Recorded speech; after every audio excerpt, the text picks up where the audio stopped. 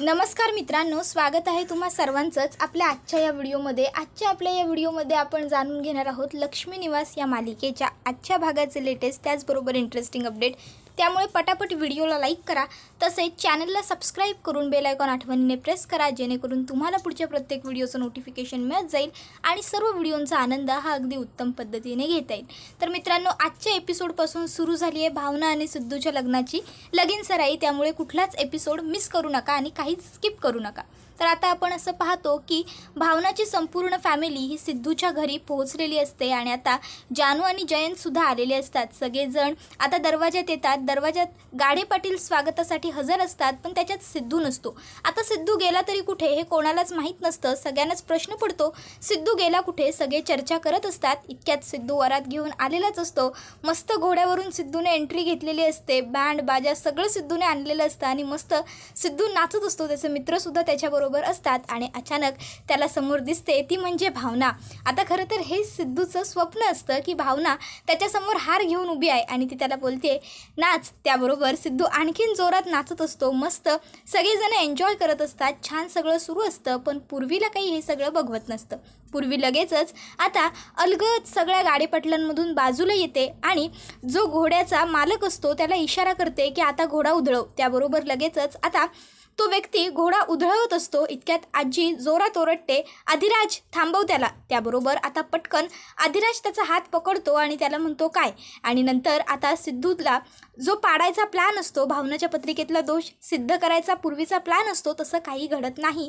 तर आता इथे सिद्धू उतरून आलेला असतो घोड्यावरून। तर आजी आता लक्ष्मीला म्हणते की वर पक्षातले आहोत आम्ही, आमचे पाय तुम्ही धुतलेच पाहिजे, वधू पक्षातून आहात। त्याबरोबर लक्ष्मी आता त्यांचे पाय धुते सुद्धा, पण आजी म्हणते हे असे पाय धुतात का? तुम्हाला साधे पायही धुता येत नाहीत का? त्याबरोबर आता सिद्धू म्हणायला लागतो, काय काकू, खरंच तुम्हाला साधे पाय धुता येत नाही? थांबा एक मिनटं आजी, मी त्यांना दाखवतो पाय कसे धुतले पाहिजे ते। एक मिनटं वहिनी, द्या तो तांब्या। लगेचच तो स्वतःच्या वहिनीच्या हातातून तांब्या घेतो आणि लक्ष्मीला आणि भावनाच्या वडिलांना तुम्ही पायातून चपला काढा असं सांगतो। आता श्रीनिवास त्याला म्हणत असतो की सिद्धू अरे बाळा नको। त्यावर सिद्धू म्हणतो नाही नाही काका, दाखवलं पाहिजे ना आजीला, आजीकडून शिकल्या पाहिजे चांगल्या चार गोष्टी, बरोबर ना आजी? काढा तुम्ही चपला। दोघांनाही चपला काढायला लावतो, दोघांच्या पायावर पाणी टाकतो, स्वतःच्या हाताने पाय धुतो आणि पाय पुसतो आणि आजीला विचारतो आजी आता ठीक आहे ना, असेच धुतात ना पाय? आता मात्र आजी काहीच बोलत नाही। तर नंतर आता इकडे आई ही विचारत असते गुरुजींना की गुरुजी तुम्हाला तर भावनाच्या पत्रिकेतला दोष माहिती आहे, मग जर आता सिद्धूचं लग्न भावनाबरोबर होतं आहे तर मग सिद्धूच्या पुढच्या आयुष्यात काही धोका, काही अडचणी येतील का? त्याबरोबर गुरुजी म्हणतात की आई म्हणून तुमच्या मनात हा प्रश्न येणं साहजिक होतं आणि ही गोष्टही मला आधीच माहिती होती, त्यामुळे हिच्यावरचा तोडगा मी बघून ठेवला आहे। त्यावर आई विचारते काय तोडगा आहे? त्यावर गुरुजी सांगतात आत्ता दुपारी 1 वाजताचा जो मुहूर्त आहे तो खूप चांगला आहे, त्याच्यावरती लग्न लागलं तर कोणाच्या जीवाला कसलाही धोका नाही। तर इकडे आता आजी पूर्वीच्या एक खणखणवून मुस्काटात लगावून देते आणि तिला सांगते हे असलं काही करायचं नाही, मी तुला कालच सांगितलं होतं, स्पष्ट नकार दिला होता। तुला काय वाटलं तू माझ्या नातवाच्या जीवाशी खेळशील आणि मी तुला हा खेळ करून देईन? उगाच असं काही करू नकोस पूर्वी। आणि आजी तिकडनं निघून जाते। तर इथे पूर्वीने तर मनात पक्का निश्चय केलेला असतो की हे लग्न थांबवण्यासाठी मला जे काही करावं लागेल ते मी सगळं करेन।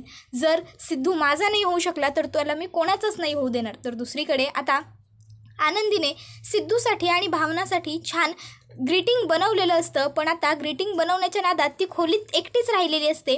संतोष मामाला वीणा वहिनीने सांगितलेलं असतं की येताना आनंदीला घेऊन ये, पण संतोष मामा ही गोष्ट विसरतो, तो घराला कुलूप मारतो आणि तिकडनं बाहेर पडतो। आनंदीला घराला कडी लावण्याचा आवाज येतो, ती पटकन बाहेर येते आणि हाका मारत असते संतोष मामा, संतोष मामा थांब। संतोष आता गेटच्या बाहेर गेलेला असतो, पण आनंदीचा आवाज ऐकून तो पुन्हा मागे येतो, दरवाजा उघडतो। आनंदी बाहेर येऊन संतोषला मिठी मारते। संतोष तिला पटकन स्वतःपासून लांब ढकलतो आणि तिला सांगतो तुला किती वेळा सांगितलंय ग मला मामा म्हणत जाऊ नको म्हणून, आणि काय करत होतीस आतमध्ये? तुला त्या भावना आईबरोबर किंवा त्या वीणाबरोबर जायला काय झालं होतं? त्यावर आता आनंदी त्याला एक्सप्लेन करत असते। संतोष म्हणतो गप्प बस, रस्त्यात काय सांगायचं ते सांग चल। आणि मग आता ते दोघंही तिकडनं निघतात। आता आनंदी ही रिक्षासाठी वाट बघायला थांबते, कारण भावना आणि ती जेव्हाही कुठे बाहेर जातात त्यावेळेस त्या रिक्षानेच जातात, कारण आनंदीच्या पायाला दुखापत झालेली आहे। तर आता संतोष विचारतो की का थांबलीस आता? त्यावर आता लगेचच आनंदी म्हणते रिक्षासाठी. संतोष म्हणतो चल चालत, 1.5 किलोमीटरच्या अंतरावर जायचं आहे फक्त, इथंच जवळ आहे. तर दुसरीकडे लग्नाची सगळी तयारी सुरू झालेली असते. हळदीची तयारी पहिली सुरू केलेली असते, कारण हळद हा महत्त्वाचा प्रोग्राम असतो. तर आता इथे आनंदीला चालताना त्रास होत असतो, तिला चालायला जमत नसतं. ती संतोषला सांगत असते की मामा पाय दुखतो, आता रिक्षा घेऊया ना आपण. त्यावर आता संतोष तिला म्हणत असतो एवढ्याशा अंतरासाठी आपल्याला कुठून रिक्षा मिळणार आहे का रिक्षा? उगाचंच नाटक करू नकोस, चल पटापट. जर वेळेवर पोहोचलो नाही ना तर तुझ्या भावना आईचं लग्न थांबेल, चल लवकर. त्याबरोबर आता लगेचच ते दोघंही बिचारे चालायला सुरुवात करतात. इतक्यात संतोषच्या फोनवरती किशोरचा फोन येतो. संतोष फोन उचलतो आणि अरे नाही रे, मी आज ऑफिसला नाही आहे, एक मिनटं थांब असं म्हणतो. आणि तो आता मागे फिरून आनंदीला सांगतो आनंदी चल लवकर. आणि फोनवर बोलत बोलत पटापट पुढे निघून जातो. आनंदीला काही तेवढं पटकन जावत नसतं, कारण तिचा पाय दुखत असतो. ती एका ठिकाणी थांबते आणि अचानक संतोष तिकडनं खूप लांब निघून जातो. आता आनंदी संतोष मामा अशा संतोषला हाका मारायला लागते, पण आसपास संतोष काही तिला सापडत नसतो. तर दुसरीकडे आता मस्तपैकी मंगल एकटी छान बसलेली असते. वीणा वहिनी, आई, आरती सगळे कामं करत असतात आणि ही गोष्ट काही आजीला पटत नाही. आजी लगेचच मंगलला हाक मारते आणि म्हणते मंगल जरा ही हळद कालवून घेऊन ये, अशी पाय पसरून बसली आहेस ते बरोबर दिसत नाही. मंगल आता किचनमध्ये हळद घेऊन तर येते, पण ती म्हणते मी का कालवू हळद, मोठी नणंद आहे मी, धाकट्या 2 भावजय आहेत मला, त्या करतील कामं, मला काय गरज आहे, कोणीही करेल, हळदीला उशीर झाला तरी चालेल, मी हळद नाही कालवणार. आणि ती तिकडनं निघून जाते. त्याबरोबर आजी आणि पूर्वी किचनमध्ये येतात आणि लगेचच आता पूर्वी ही भावनाच्या अंगावरती जी हळद लावायची असते त्यामध्ये खास खुजलीची पावडर टाकते आणि हळद कालवून ठेवते. आता हे सगळं पूर्वीला करताना आरती वहिनी बघते आणि आता आरती वहिनीने पूर्वीचे शब्द ऐकलेले असतात की आज भावनाच्या अंगाला सिद्धूची उष्टी हळद नाही तर ही खास खुजलीची हळद लागणार आहे. आता हे बघून आरती वहिनीला कळत नाही की आपण काय करावं. ती विचार करते मी एक काम करते, वीणा वहिनींना इकडे घेऊन येते, मग काय करायचं ते बघता येईल. लगेचच ती येते आणि व्यंकीला विचारते अहो वीणा वहिनी कुठे आहे. त्याबरोबर आता व्यंकी तिला इशाऱ्यात सांगतो की मला माहीत नाही आहे ती कुठे. आता मात्र आरती वहिनीला टेन्शन येतं की वीणा वहिनीला शोधायचं कुठे. तर दुसरीकडे आपला सिद्धू म्हणजेच नवरदेव छान एकदम व्हाईट कुर्ता घालून तयार होऊन आलेला असतो. अधिराजने त्याला आणलेला असतो. आता मस्त तो त्याच्या हळदीच्या ठिकाणी जाऊन बसतो. त्याचे मित्र मस्त एन्जॉय करत असतात, डान्स करत असतात, लाऊड म्युझिक लावलेलं असतं, सगळे एकदम धमाल मजा मस्ती सगळं छान सुरू असतं. पण आईला मात्र टेन्शन आलेलं असतं, कारण जर अशी रेंगाळत हळद मुलं खेळत बसली तर लग्नाच्या मुहूर्ताची वेळ येईल तरी हळद खेळून होणार नाही. त्यामुळे ती सांगते की आपण असा वेळ वाया घालवायला नको, आपल्याला मुहूर्तावर 1 वाजायच्या आत लग्न लावायचं आहे, त्यामुळे आपण पटकन हळदीला सुरुवात करूया, आवरून घेऊया. त्याबरोबर सिद्धू आता आईकडे बघत असतो तर त्याचे मित्र म्हणतात काय हो काकू किती घाई करताय, सिद्धू काय रे. त्याबरोबर सिद्धू आईला म्हणतो आई मी काय म्हणतो नाही म्हणजे तुझी काळजी ठीक आहे, पण काळजी करू नकोस, लग्न मुहूर्ताच्या वेळेवर 1 वाजेपर्यंत होईल. अगं अजून 1 वाजायला खूप वेळ आहे आणि जर सगळी अशी घाई गडबड केली तर मग मला सुद्धा नाही आवडणार, मजा काय उरेल या सगळ्यात.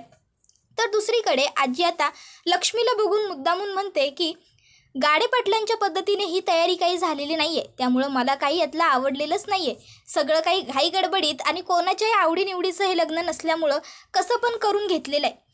काय आता म्हणायचं, गाडे पाटलांच्या बिमाखात जर तयारी करायची झाली असती तर आणखीन तयारी काही औरच असती, हळद काही मस्तच झाली असती. त्याबरोबर सिद्धू आजीला म्हणतो की आजी हळद माझी आहे ना, मला आवडली आहे सगळी तयारी. आणि तसंही तुला कोणी सांगितलं की हळदीची मजा ही डेकोरेशनमुळे येते. हळदीची खरी मजा ही हळद खेळणाऱ्यांवरून आणि हळद खेळण्यावरून येते, बरोबर ना.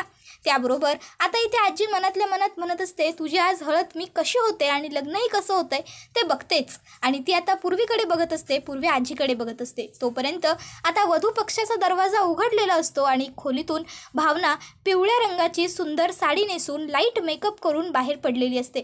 आता भावनाला बघून सिद्धू बघत राहतो. सिद्धूच्या पोटातून एकाएकी आनंदाच्या उकळ्या फुटायला लागतात आणि ते सगळं सिद्धूच्या चेहऱ्यावरती अगदी स्पष्टपणे दिसत असतं. सिद्धूला असं झालंय की कधी एकदाचं लग्न होतं आहे, कधी भावना माझी बायको होती आणि ती कधी माझ्या घरी राहायला येते. पण ह्या सगळ्या प्रोसेस अजिबात सोप्या नाही आहेत, कारण या सगळ्यामध्ये अडचणी आणण्यासाठी पूर्वी काटून काट प्रयत्न करत आहे, पण पूर्वी प्रत्येक वेळेस सक्सेसफुल होत नाही आहे. कोणी ना कोणी तिला बघतंय, काही ना काहीतरी गडबड होतीयच. पण आता पूर्वी पुढे काय करणार हे पाहण्यासाठी आपल्या चॅनलला सबस्क्राईब करून बेल आयकॉन आठवणीने प्रेस करा, जेणेकरून तुम्हाला पुढच्या प्रत्येक एपिसोडचं नोटिफिकेशन मिळत जाईल आणि सर्व व्हिडिओंचा आनंद हा अगदी उत्तम पद्धतीने घेता येईल. चला तर मग मित्रांनो, आजचा व्हिडिओ इथेच संपूया. पुढचा व्हिडिओ येईपर्यंत ह्या व्हिडिओचा छान पद्धतीने आनंद घेत राहा. टाटा, बाय बाय, धन्यवाद.